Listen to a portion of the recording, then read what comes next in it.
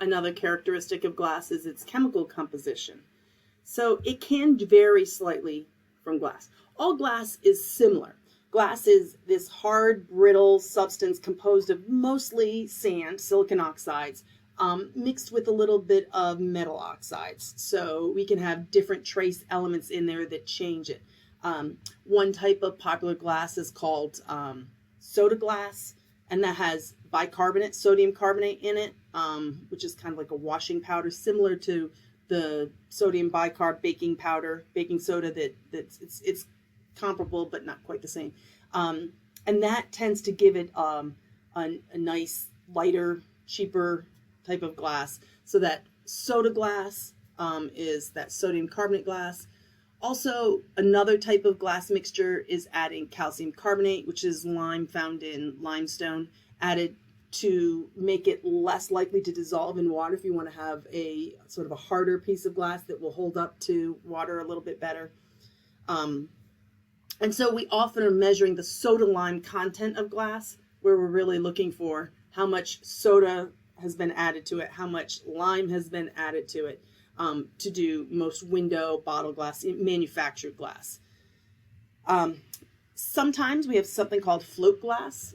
This was an older method of getting a very nice, smooth surface to the glass. Obviously, if the glass has little bumps on the surface, it doesn't, some of the characteristics we like glass for, that nice clear transparency, isn't as good. An old method was to have a, you melt a bunch of tin and you have like this vat of liquid tin.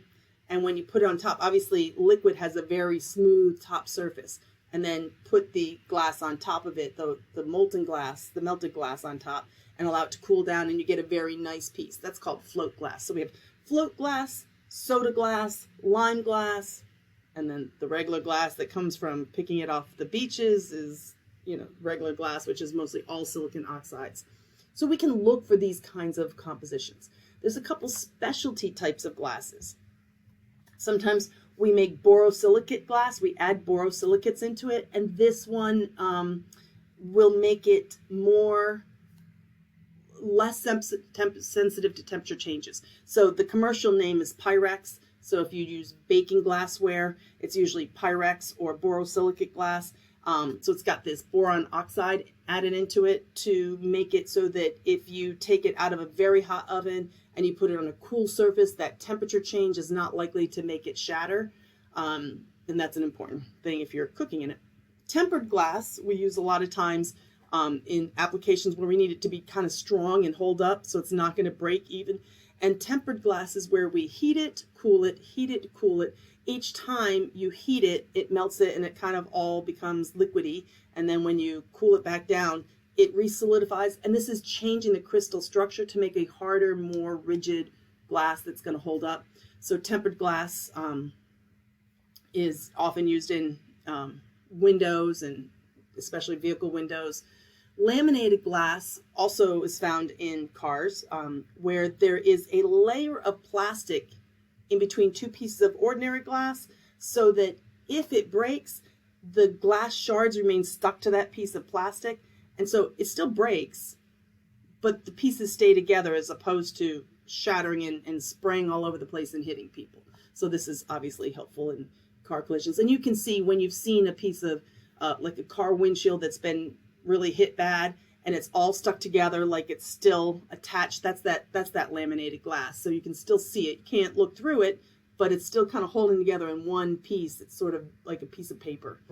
So those kinds of things are going to affect, so these boron oxides, the annealing process, the piece of plastic in it if it's laminated, the soda content, the lime content, all of these things will be detectable in the glass composition.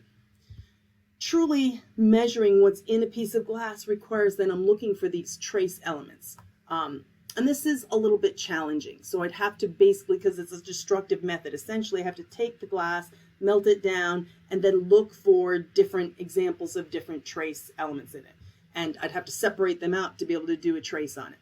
One of the more newer technologies that's coming up is this laser ablation ICP-MS.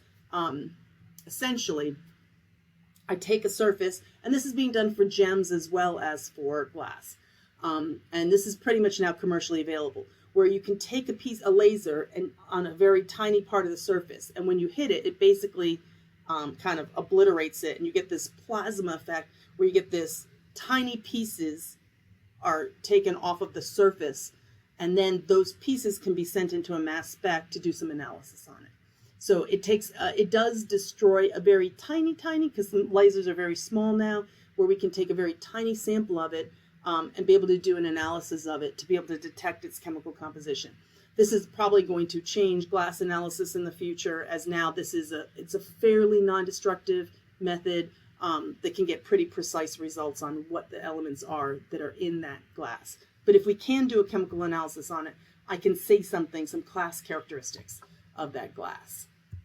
So how would I analyze a glass fragment? So again, I'm going to take some fragments, and I would like to compare one set of fragments to another set of fragments to see, do they have the same chemical analysis? And of course, one of the problems is, how do I measure those properties while eliminating other sources of that same information? So I got to get kind of pure glass. I need to be able to compare what is the normal. Remember, we talked a little bit about natural variation.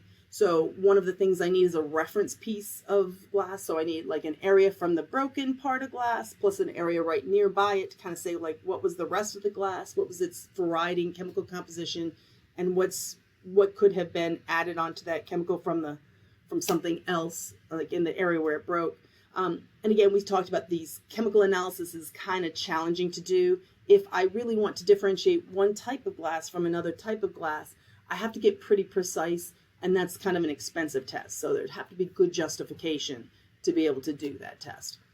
So I'm going to be basically looking for density and refractive index as the two main types of ways we would compare the glass fragments, but chemical composition is one more tool if I can get to it.